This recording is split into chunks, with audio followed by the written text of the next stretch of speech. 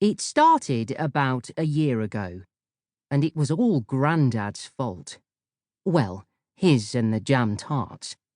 I was just licking the last of it off my fingers when he said, "We should grow our own chipstick."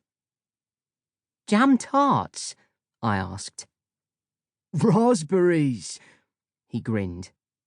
"Then we could make our own jam for Nana's tarts. We could mix them up too, strawberry and blackberry, gooseberry and raspberry. Just think of the possibilities. Delicious." It did make a pretty good picture in my head. A vast plate-sized jam tart with different coloured sections like a multi-topping pizza. "And more too," Grandad went on, before I could dive further into the jammy dream.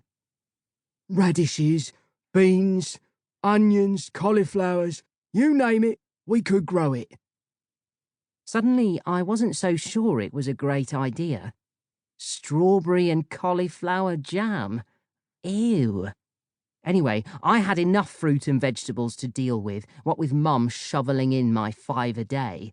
I mean, she even sneaked dried fruit into perfectly good flapjacks, as if I wouldn't notice. But Grandad wasn't one to let go of an idea once it had fluttered down and settled. So on Saturday morning, there we were at the end of his garden, up to our ears in mud, digging away at what looked to me like a monster jungle. In fact, I was beginning to realise why Mom had offered me provisions for my trip to the Amazon. Without the nettles and brambles, my grandparents' garden was probably half as big again and ran all the way down to the fields beyond. "I've been wanting to get stuck into this since we moved in," Grandad told me, pausing to catch his breath. "But what with one thing and another, I just don't seem to have found the time." I stopped digging and scraped my spade across a clod of mud. I know you have no idea what he was talking about, but I did. I knew exactly what he meant by one thing and another. "Sorry," I muttered, because I really was. He rested his arm on his spade and leaned towards me. "Now, there's something you should know about my Grandad. He twinkles. That might sound weird, but he does. There's a phrase, to have a twinkle in your eye, which means to be bright or sparkling with delight. Well, my Grandad has the biggest twinkle of anyone I've ever known.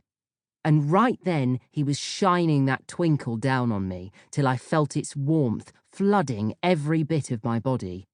It was like I'd sat down in front of the toastiest marshmallow toasting fire.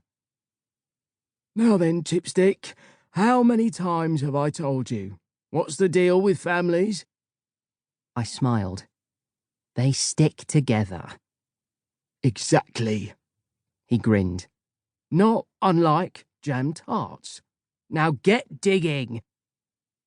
So I did. The worst thing to dig up was this stuff Grandad called bongleweed. It wound itself around everything, clinging to roots, shoots and shrubs for dear life. Soon enough, I was in an almighty tug of war, boy against plant, and for a moment there it really looked as if the evil bongle plant overlord might win. But I dug, and scraped, and pulled, and heaved, until all that was left was a patch of earth, and the strangest-looking plant I'd ever seen. It was taller than me, and my blistered hands would have only made it halfway around the trunk. Except it was hard to see the trunk because of all these long green cactus arms that draped down.